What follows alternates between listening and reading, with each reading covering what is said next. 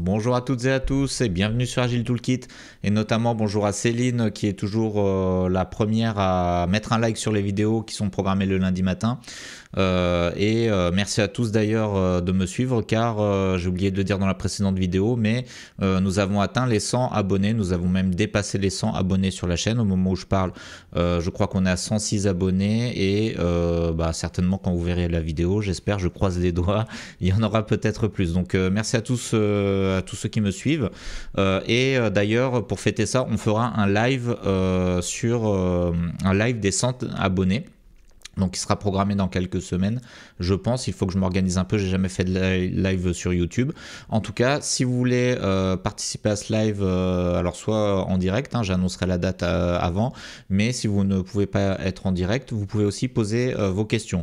Dans les commentaires de cette vidéo ou de n'importe quelle vidéo, je répondrai à toutes les questions dans le live, bien sûr les questions qui concernent l'agilité, le DevOps ou l'IA.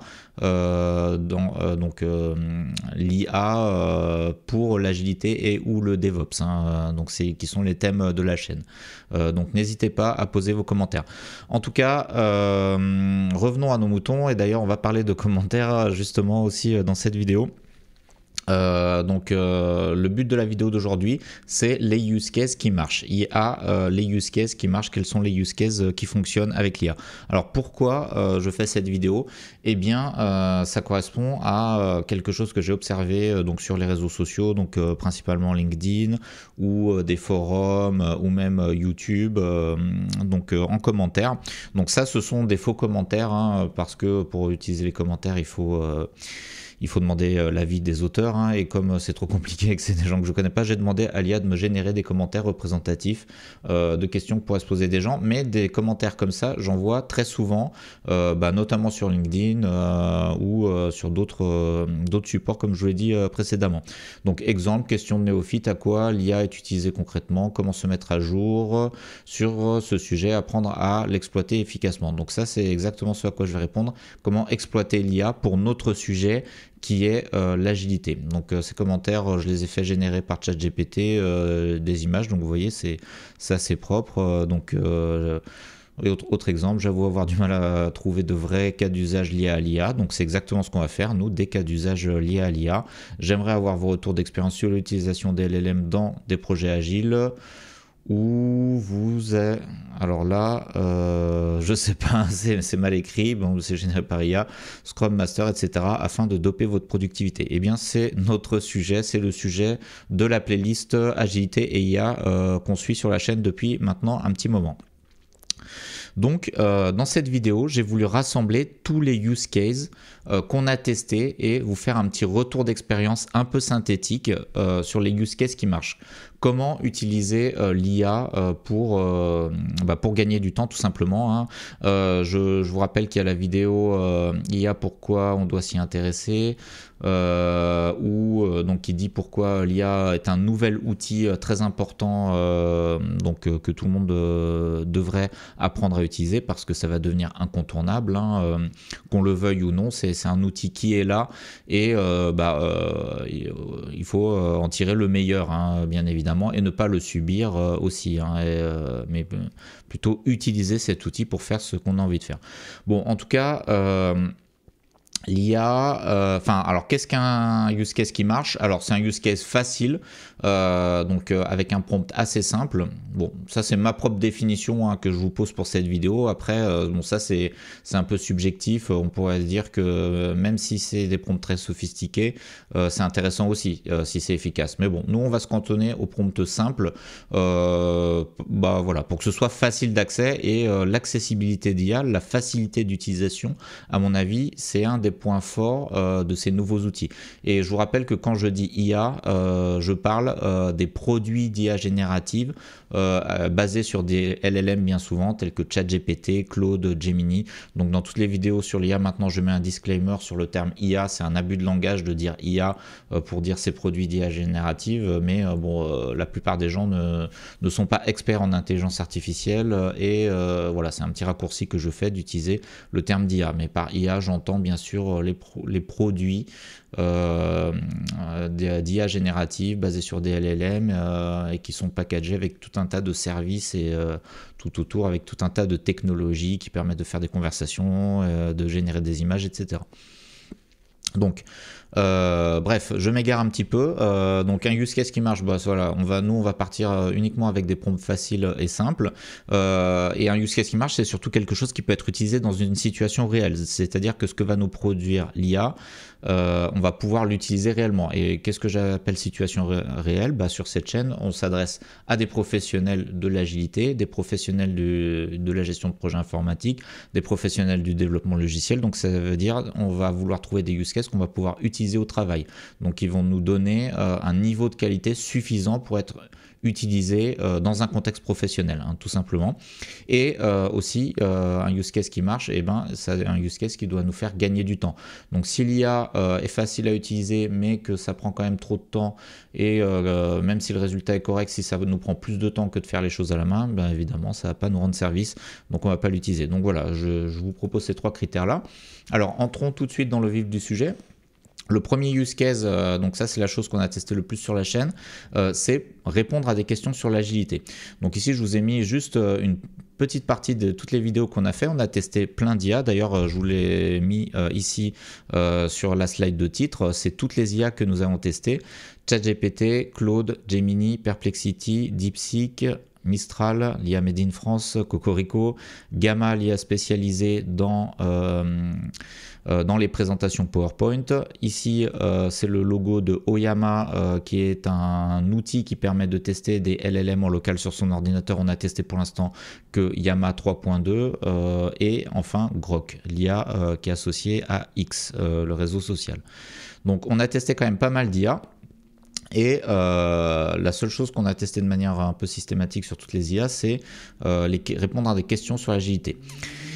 Et ça paraît un peu trivial comme use case, pas forcément très utile, mais en réalité c'est extrêmement utile parce que quand on est jeune Scrum Master et qu'on débute, moi je l'ai été il y a quelques années, on se pose des tas de questions sur des tas de concepts agiles, où on peut être confronté à des tas de situations de l'agilité auxquelles on ne sait pas répondre. Alors pour y répondre, il y a plusieurs solutions. Soit on va chercher sur internet, on va se documenter, soit on va demander à ses collègues, soit on va demander à un coach agile qui encadre le projet sur lequel on est, qui peut être disponible. Donc moi quand j'ai commencé il y a quelques années, par exemple sur la méthode SAFe, donc dans la mission où j'étais pas très expert en SAFe, je débutais, et il y avait des coachs agiles à disposition du train. Donc il y avait un coach agile qui suivait le train, mais il y avait aussi d'autres coachs agiles parce que c'était dans une grande entreprise, il y avait plein de coachs agiles disponibles. Et quand j'avais une question ou un sujet, un use case, une difficulté quelque part, j'allais voir les coachs agiles, je prenais rendez-vous, ils pouvaient m'aider, répondre aux questions, animer une rétro avec moi, un atelier, etc. Donc ça répond à un vrai besoin. Mais il n'y a pas forcément toujours des coachs agiles disponibles, malheureusement, ou parfois on peut être très pressé par le temps, on veut une réponse tout de suite. Et bien maintenant, on a une nouvelle solution, c'est l'IA qui va pouvoir répondre à nos questions. Alors, est-ce que l'IA répond toujours bien aux questions? Alors, pas forcément. Donc ici, je vous remets le petit tableau qui comprend toutes les notes à toutes les use cases, à tous les use cases qu'on a testés. Donc vous pouvez aller voir les vidéos précédentes si vous voulez savoir si l'IA répond bien. Mais en tout cas, en résumé, ce qu'on peut voir, c'est qu'il n'y a que Grok qui répond vraiment très très bien à toutes les questions qu'on lui a posées jusqu'à présent. Donc pour les questions d'agilité, qui sont quand même des questions relativement simples, à part les questions pièges, mais bon, c'est pas non plus des trucs extraordinaires, eh bien vous pouvez faire confiance à Grok. Donc là c'est le logo de XAI, il faudrait que je remplace par le logo de Grok, ça a changé, bon c'est la même chose. Donc Grok l'IA de X est vraiment très très doué sur les questions d'agilité. On a Gemini qui est vraiment pas mal aussi, qui a fait des réponses un peu moins bien, mais qui reste quand même correct, c'est-à-dire au-dessus de la moyenne. Donc vous pouvez faire confiance à Gemini. Après, ChatGPT reste très bon. Il n'y a qu'une seule question piège sur laquelle ChatGPT a chuté. Et globalement, eh bien, on a quand même des bons niveaux de réponse, hein, à part avec Oyama 3.2 en local, hein, ce qui est normal parce que c'est un modèle beaucoup plus petit, c'est une IA beaucoup plus petite qui tourne sur un ordi en local. Mais globalement, on peut faire confiance à l'IA pour répondre aux questions, même s'il y a parfois des erreurs. Mais les êtres humains aussi font des erreurs, hein, personne n'est parfait. Donc voilà, si on n'a pas d'autre solution, eh bien ça fait gagner du temps. Alors, donc ça remplace entre guillemets un coach agile, hein. Un coach agile apportera bien souvent des réponses meilleures, avec beaucoup plus de profondeur, des exemples et un accompagnement personnalisé, une écoute, etc. que vous n'aurez pas forcément avec l'IA. Mais si vous n'avez pas de coach agile à disposition ou si vous êtes très très pressé, eh bien l'IA peut faire l'affaire, pourquoi pas. Donc ça ne dispense pas de réfléchir sur la réponse. Effectivement, il peut y avoir une interaction avec l'IA, mais il faut quand même réfléchir un minimum. Bon, alors temps gagné, j'ai mis 30 minutes minimum par question. Bon, voilà, c'est un peu arbitraire pourquoi j'ai mis 30 minutes. Je me suis dit, si on n'a pas de coach agile, on va chercher sur Internet, par exemple. On va chercher sur des forums, donc on va chercher sur Google. Par exemple, on va mettre délit tournant. Certains membres refusent d'animer le délit. Alors, je sais même pas, j'ai jamais tapé cette question. Certains membres de l'équipe, on va chercher, refusent d'animer le délit. Ils ne veulent pas faire le délit, voilà. Donc, que faire dans la situation suivante? Ils ne veulent pas faire le délit. En effet, cette situation n'est toujours pas facile pour le coach agile. Alors là, je ne sais pas si c'est dans le cas d'un délit tournant, forcé à faire le délit, etc. Bon, donc, en gros, vous chercheriez sur Internet, mais c'est pas dit que vous auriez exactement la réponse que vous cherchez. Parce que faut bien formuler la question, etc. Et il faudrait cliquer à plusieurs endroits. Donc ça prendrait au moins 30 minutes, je pense, voire plus, voire ne pas trouver la réponse. Alors qu'avec l'IA, on a toujours une réponse. Et comme on l'a vu avec Grok, qui est toujours correct, ou qui est quasiment toujours correct dans le cas des autres IA. Donc là, ça nous fait vraiment gagner du temps. Si on est Scrum Master débutant, je pense que c'est vraiment une aide précieuse pour progresser donc dans un accompagnement Scrum et pour se renforcer, pour construire son expérience petit à petit. Donc ça, c'est le premier use case donc qui fonctionne pour l'agilité avec ces outils d'IA générative. Le deuxième use case qu'on a testé et qui fonctionne, comment utiliser l'IA pour gagner du temps, eh bien, c'est fabriquer des templates de rétrospective. Donc, là, je vous ai mis des exemples de templates générés par l'IA. Ici, la rétrospective des 3 petits cochons. Ici, la rétrospective Speedboat. Ici, la rétrospective 4L. Des rétrospectives très classiques. Alors, il y a plusieurs vidéos sur la chaîne. Ici, j'en ai mis 2. Au moment où cette vidéo sera diffusée, il y en aura peut-être une 3e. En fait, dans la toute première vidéo, on a vu que l'IA n'arrivait pas à générer des templates de rétrospective comme on le voulait. Et ensuite, quelques mois après, avec ChatGPT 4o, on a vu que ChatGPT 4o permet de générer des très beaux templates de rétrospective, comme vous le voyez ici. Eh bien, ces templates de rétrospective, ils sont quasiment directement exploitables. Parfois, il y a quelques petites retouches à faire, mais des retouches mineures. Donc c'est vraiment et c'est généré en quelques minutes. Donc ça replace la recherche d'un template tout fait sur Internet. Donc la recherche d'un template tout fait sur Internet, si on est sur un template Speedboat ou sur un 3 petits cochons ou 4L, ça c'est des templates assez classiques. Bon, ça peut prendre... alors j'ai mis 5 minutes, c'est quand même assez court, hein, le temps de faire la recherche Google, de cliquer sur les liens, de regarder si ça convient. Ça serait 5 minutes, c'est vraiment le minimum si on veut prendre un template tout fait. Mais si on veut quelque chose d'un peu plus customisé ou d'un peu plus joli, etc., ça peut prendre jusqu'à 30 minutes. Avec ChatGPT, avec l'IA générative, alors surtout avec ChatGPT 4o qui fait les belles images, on va pouvoir aussi créer ses propres rétros. Là, ça va prendre un peu plus de temps ou pas forcément. D'ailleurs, on fera des vidéos là-dessus. Eh bien, on va pouvoir inventer des templates de rétro de manière assez facile. et on va avoir un rendu très correct en quelques minutes. Donc là, là aussi, on va gagner beaucoup de temps. D'ailleurs, j'en profite pour vous dire que j'ai créé un site où j'ai mis les templates que j'ai générés dans les vidéos. Donc sur ce site, vous voyez ici les templates que j'ai générés, donc que vous pouvez télécharger directement. Par exemple, vous voulez un template des 3 petits cochons, vous prenez celui-ci, vous l'enregistrez sur votre ordinateur. Donc je mettrai le lien dans la description de la vidéo, mais sinon vous l'avez ici, vous pouvez faire une capture d'écran. J'espère que c'est lisible, mais normalement je le mettrai dans la description si je n'oublie pas. Donc vous voyez, c'est des templates simples mais assez jolis, directement exploitables. Et donc vous pouvez faire un petit peu de modification. Par exemple, si vous voulez pas le titre, bah, vous l'enlevez avec un outil d'édition. Donc là, on va gagner quand même pas mal de temps pour générer des templates. Là, pour l'instant, c'est des templates très classiques, mais plus tard, dans d'autres vidéos, on fera des templates plus originaux et on verra si l'IA est capable de générer des templates originaux. Donc ça, c'est le deuxième use case qui marche pour un Scrum Master, deuxième use case utile où on va gagner un peu de temps. Ensuite, troisième use case. Alors là, c'est pas vraiment un use case de Scrum Master, c'est plutôt un use case DevOps.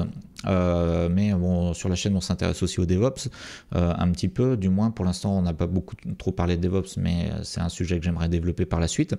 Donc le sujet, c'est que l'IA va permettre de générer, alors c'est un tout petit sujet très simple mais qui fait quand même gagner du temps. L'IA va permettre de générer une release note. Donc une release note, c'est un texte comme vous le voyez ici qui décrit les évolutions apportées par une nouvelle version d'une application. Et on va générer la release note à partir d'un fichier Gitlog. Donc un fichier Gitlog, eh bien, tous les programmeurs voient de quoi il s'agit, je vais quand même vous en montrer un.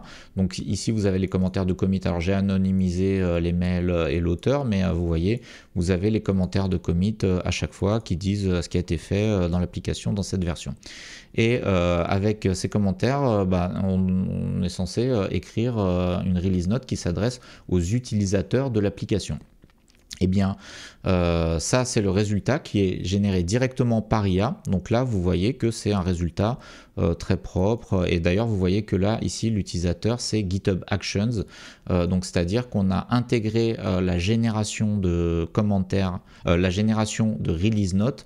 On l'a intégré dans un pipeline d'intégration et déploiement continu basé sur GitHub Actions. Donc on appuie sur un bouton, ça génère tout seul la release note et qui est de très bonne qualité. Alors bien sûr on peut l'éditer si jamais il y a des petites retouches à faire. Hein. D'ailleurs, il y a quasiment toujours des petites retouches à faire, mais ça prend quand même beaucoup moins de temps que l'écrire from scratch. Vraiment, donc moi, je l'utilise pour le projet CinePS dont je vous ai parlé dans des précédentes vidéos, un petit projet personnel, et ça me fait gagner du temps. Hein. On passe un temps de rédaction de 30 minutes, voire plus, à quelques minutes, le temps de relecture et de correction.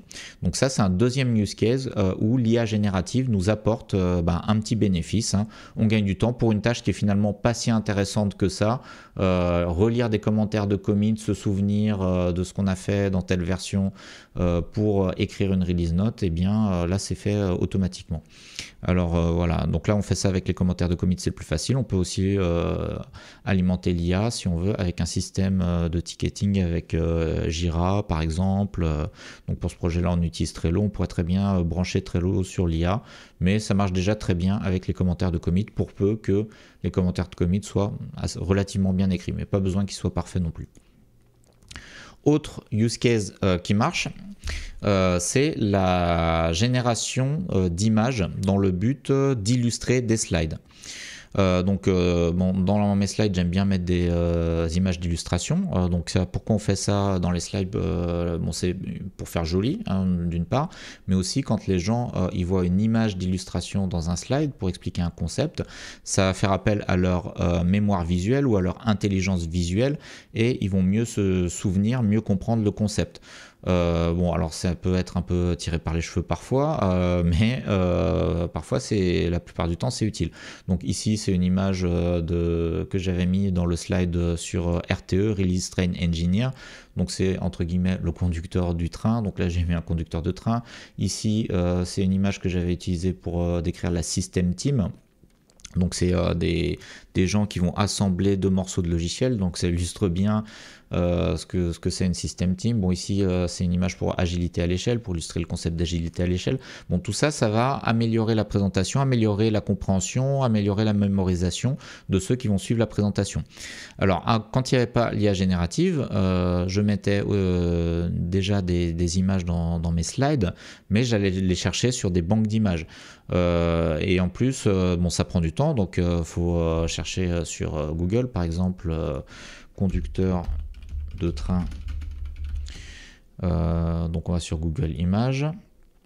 Et voilà, donc là, on va trouver des images, bien sûr, mais il y a des problèmes de droit d'auteur, bien souvent, donc faudrait trouver une banque d'images. Donc il faudra chercher dans une banque d'images.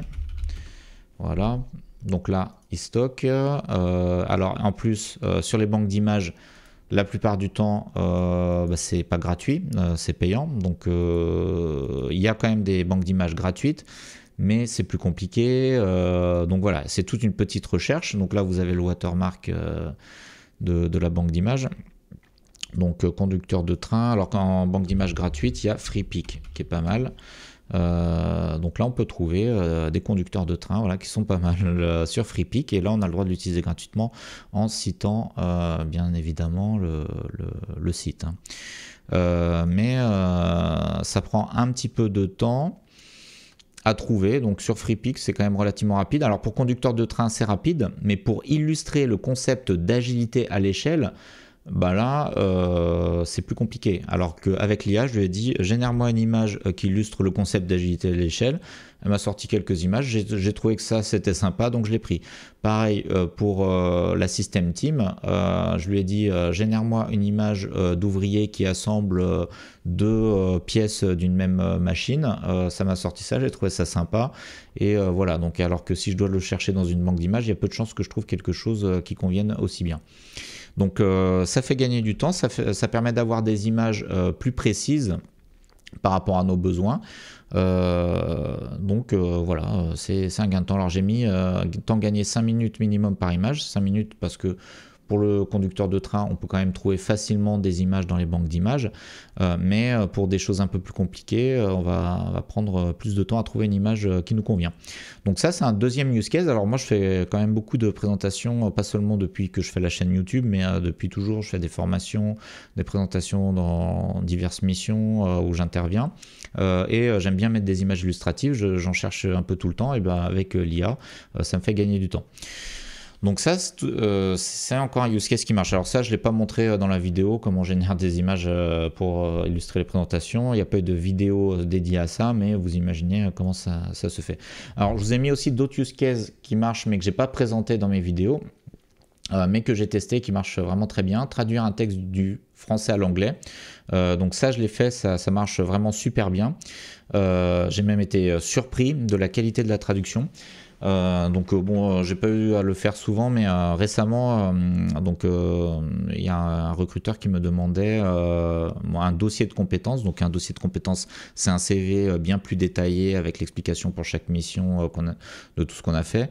Il me demandait un dossier de compétences en anglais. Alors j'avais un dossier de compétences assez complet en français, donc ça faisait je sais pas 7 pages, et il m'a demandé de le traduire en anglais et de l'envoyer pour le lendemain. Parce qu'il voulait l'envoyer au client qui voulait un truc en anglais parce que c'était un contexte international. Donc là, traduire un dossier de compétences, genre 7 pages du français à l'anglais, ça prend quelques heures. Là, je l'ai fait avec l'IA, ça n'a pas été si instantané parce que c'était un point doc avec tout un format, donc j'ai dû faire des copier-coller, etc. Mais au lieu de prendre quelques heures, ça m'a pris, je pense, moins d'1 heure, et j'ai pu constater que la qualité de la traduction était vraiment quasiment parfaite. Il n'y a qu'un seul mot qui avait été mal traduit, je ne sais plus exactement ce que c'est, mais sinon c'était quasiment parfait. Et en fait, on peut aller bien plus vite. La seule chose qui m'a entravé, c'est le format .doc du fichier qui se prêtait pas bien. Donc, envoyer un .doc directement à l'IA et lui demander de régénérer un .doc, ça marche pas très bien. Mais il y a des procédés que je connaissais pas à l'époque pour quand même s'en sortir malgré ça. Donc en fait, ce qui m'a pris du temps, c'est juste de faire des copier-coller, mais sinon la traduction en elle-même était vraiment parfaite. Donc ça, c'est un use case qui fait gagner aussi beaucoup de temps. Alors bon, c'est pas de chance pour les traducteurs professionnels. Je pense que dans leur cas, ça leur enlève pas mal de missions parce que l'IA quand même traduit vraiment très très bien. Mais en tout cas, pour les gens qui font de la traduction, qui ne sont pas des traducteurs professionnels et qui ont besoin de faire des traductions assez rapidement, occasionnellement comme ça, là, ça rend vraiment beaucoup service. Enfin, un autre use case qui marche que j'ai utilisé mais que je n'ai pas développé, c'est tout ce qui est aide au codage. Alors là, l'aide au codage, c'est un sujet à part entière qui est extrêmement vaste et j'ai le sentiment que c'est même dans cette situation-là que l'IA marche le mieux et rend le plus de services. Pour l'aide au codage, il y a des tas de use cases où l'IA fait gagner un temps considérable. Donc ne serait-ce que la complétion de code, si on se sert de l'IA uniquement comme outil de complétion de code, déjà c'est mieux que tous les autres outils de complétion de code qui existaient jusqu'à présent. Et il y a des tas de situations où l'IA va faire gagner beaucoup de temps. Donc là, bon, je ne vais pas détailler et il y a certainement des chaînes ou des sites spécialisés qui ne parlent que de ça, donc ça c'est un sujet très très vaste. Donc voilà, tous les use cases qui marchent. Voilà comment on peut utiliser l'IA pour gagner du temps dans le cadre d'un projet de développement informatique. Alors il y a quand même des use cases qui ne marchent pas, que j'ai essayé, donc cette fois-ci en vidéo. Pour conclure, on conclut sur une note un peu négative. Un use case que j'ai essayé de présenter, de faire à l'IA, c'est demander à l'IA de présenter des slides en parlant. Donc ChatGPT peut parler, j'ai essayé de le faire parler, de lui faire présenter des slides. C'est pas mal, c'était pas très concluant. Je pense que très bientôt ça sera fonctionnel, mais actuellement c'est pas encore utilisable dans un cadre professionnel. Le niveau de qualité n'est pas encore suffisant. Mais c'est intéressant. D'ailleurs, on refera un test bientôt, donc avec une version plus récente de ChatGPT. Peut-être que ça marchera. En tout cas, pour l'instant, ça ne marche pas. Enfin, ça ne marche pas. Ça marche peut-être en fait, mais en tout cas, dans le test que j'ai fait, ça ne marchait pas. Et l'autre sujet qu'on a essayé, c'est faire générer des slides par l'IA. Alors, générer des slides, il y a beaucoup de gens, des chaînes YouTube, etc., qui disent que l'IA permet de générer des slides et que c'est super, en quelques mots, on génère des slides. C'est pour des présentations qui sont assez simples, où on n'est pas très exigeant sur le niveau de qualité ou sur le contenu, surtout. C'est surtout sur le contenu. Bon, sur l'esthétique encore, ça peut faire l'affaire, mais sur le contenu, c'est compliqué de faire générer à l'IA des présentations professionnels qui correspondent exactement à ce qu'on veut. Ça peut quand même faire gagner un peu de temps, ça peut aider, mais c'est pas parfait. Donc ça, c'est un sujet qui est assez complexe parce que ça met en jeu tout un tas de caractéristiques de l'IA, tout un tas de choses. Il y a le fond, il y a la forme, il y a générer des images, il y a synthétiser du contenu à partir de sources externes, etc. Donc ça, on n'a fait qu'une seule vidéo dessus, qui à mon sens n'était pas très concluante, donc je ne l'utiliserai pas moi personnellement pour un usage professionnel, mais j'ai des tas d'idées pour comment exploiter l'IA avec des prompts un peu plus sophistiqués et avec un meilleur usage de l'IA. Donc on refera des vidéos sur le sujet. Je pense que ce sujet de générer des slides avec l'IA, on pourra faire bien mieux que ce qui a été présenté dans cette vidéo. Donc affaire à suivre, mais c'est un sujet quand même assez complexe. Donc voilà, donc là je vous ai montré une liste de use cases, c'est non exhaustif, des use cases donc, où l'IA peut nous apporter un bénéfice. Alors si vous avez en tête d'autres use cases qui viennent de votre expérience personnelle avec l'IA, n'hésitez pas à m'en faire part dans les commentaires, je serais ravi de m'en saisir et de tester ces use cases moi-même pour moi aussi gagner du temps. Et en tout cas, je vais vous proposer d'autres use cases prochainement, donc toujours pour utiliser au mieux ce nouvel outil. Nous on voit l'IA comme un outil à utiliser pour nous faire gagner du temps dans notre métier, dans nos métiers de l'agilité, notamment Scrum Master, coach agile, RTE, etc. Et bien, je vous remercie pour votre attention et je vous dis à très bientôt pour de nouvelles vidéos.